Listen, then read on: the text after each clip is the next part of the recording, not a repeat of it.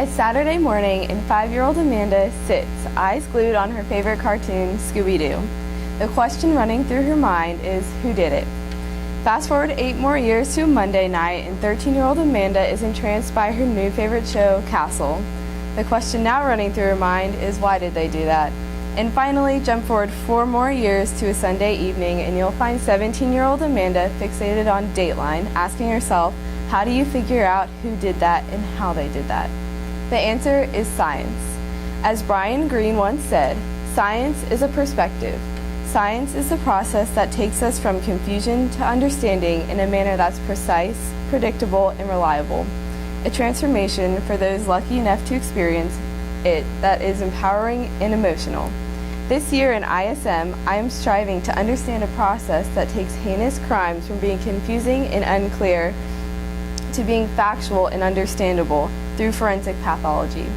I'm excited to utilize this opportunity to maximize the teachings of my mentor, from whom I have already gained valuable knowledge that has continued to foster my interest in the topic. Now, the first step in learning about anything is reading, so that's exactly what I did. In my initial research into forensic pathology, revealed that one thing medical examiners never have to worry about is a lack of work. People are always dying, it's a fact.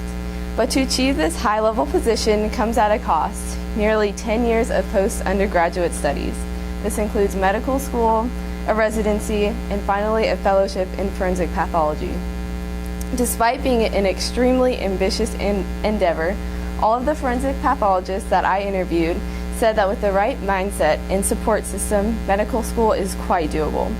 Another notable point is that I learned more about the components that work alongside forensic pathology, including serology, trace evidence, and ballistics. But that is simply all they do. They work alongside and help. In my first interview with Dr. Jill Urban, she showed me the labs at the Dallas Southwest Institute of Forensic Science for all those specialties. But she also explained that the medical examiners themselves are not involved in those specialties. They use the information provided by the lab workers in these specialties to help them with their cases. However, there is rooms to have specific interest in specific kinds of cases. For example, Dr. Urban majored in anthropology during college, so she specifically likes those cases. Or my mentor, Dr. Quinton, his expertise is in cases regarding child abuse. Having a better understanding of the comprising factors of forensic pathology allowed me to better direct my research, leading me to my second research topic, toxicology. Toxicology is chemistry, filled with big, long, scary words that seem impossible to decipher. But despite the confusing jargon, I was able to determine the overall purpose of toxicology. Determining what the xenobiotic is and how to treat it, or in the field of forensics, determining what the poison or drug is that killed the victim. One of the main points that I took away from this study was the importance of detailed work in this field, as well as potential ethical issues that could be encountered. Not only is it important to follow protocols, it even comes down to whether to use plastic or glass containers. This can be specifically related to forensic pathology due to the strict medical and legal processes, details that can be extremely important when trying to determine the perpetrator of a crime. In regards to ethical issues, I found it intriguing that the death of patients by prescribed drugs or painkillers is actually considered a homicide in some cases. This leaves the question, why would doctors prescribe potentially lethal amounts of drugs, and how would one prosecute the murderer or the doctor in this case? While these were interesting questions and points to consider, as I later learned from Dr. Urban, the only part of these questions that truly applies to my field of study is the determination of the manner of death: homicide, suicide, accident, natural, or undetermined. Another component of forensics that I delved deeper into was ballistics. I found this specific topic engrossing, as I have studied physics for 2 years now. Cases including the use of firearms are quite common, considering that they could be used to perpetrate a homicide, suicide, or an accident. This was a specific case study into how a keyhole gunshot wound, which is when you're shot tangentially, this was very valuable as it gave me insight into how a medical examiner would approach a case of this nature. The actual bullet wound allows a manner as well as a cause of death to be assigned. The bullet itself can also be used as evidence to be matched to a particular firearm, and therefore potentially enabling law enforcement to narrow down suspects. The ability to do this, bring justice to a crime, is a point that every single forensic pathologist I interviewed touched on as a major point as to why they chose this as a career. This is an article that I found myself coming back to as I continue to develop my idea and plan for my original work. In addition to this specific case study, I analyzed 2 more cases dealing with blunt force trauma. Naturally, each case had their own distinguishing features and unique characteristics, but what stood out to me regarding each was the fact that the factual forensic evidence provided by the medical examiners was heavily relied on during the investigation.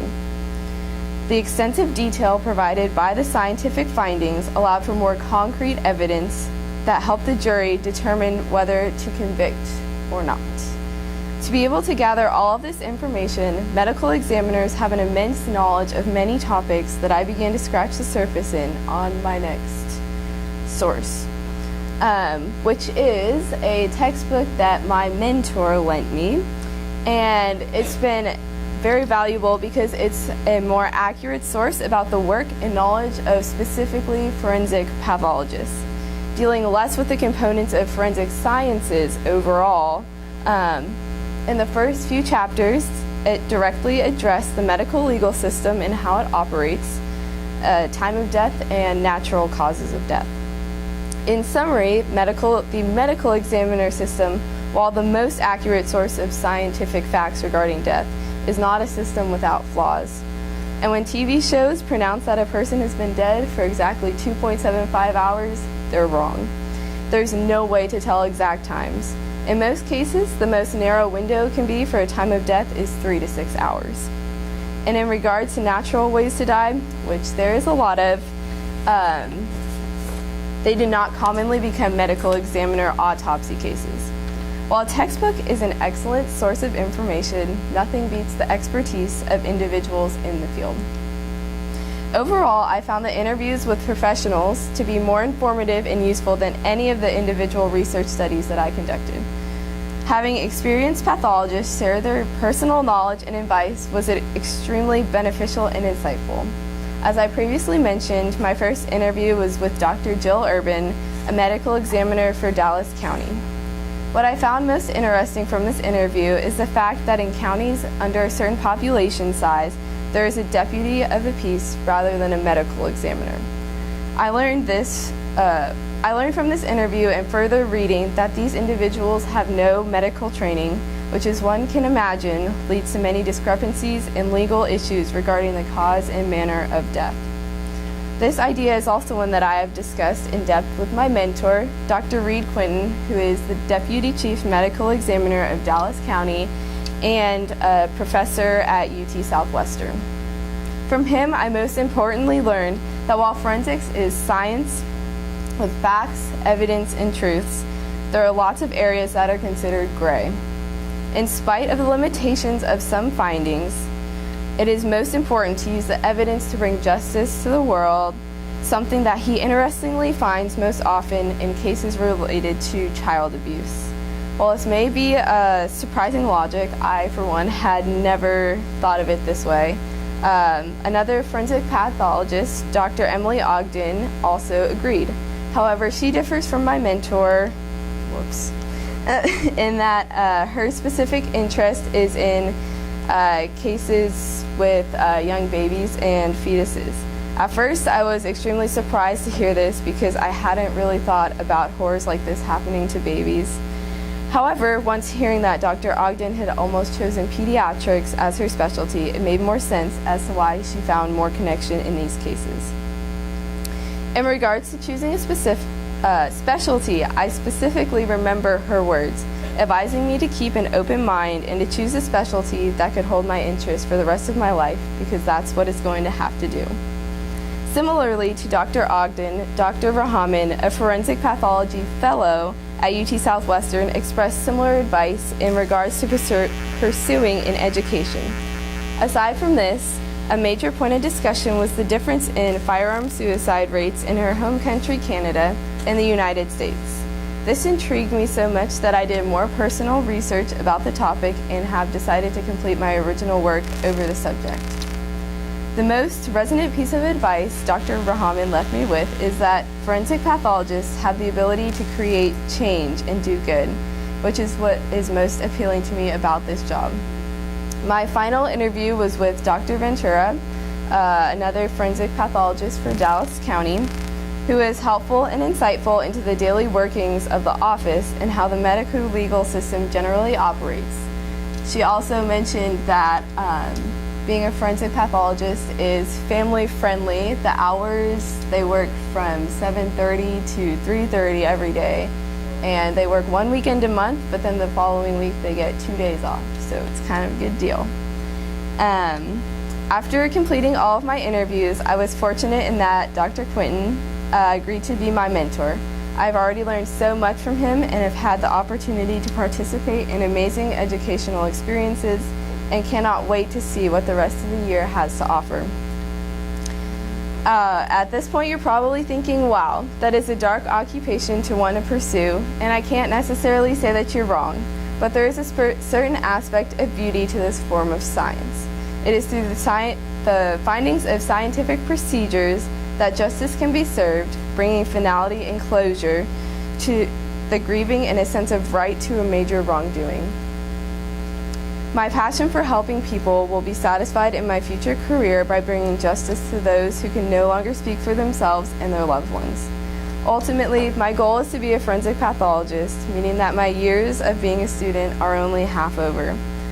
This is only the beginning of a long journey, and I am thrilled to have this opportunity to learn more about myself and the ins and outs of forensic pathology and hopefully become as awesome as solving crimes as Scooby-Doo.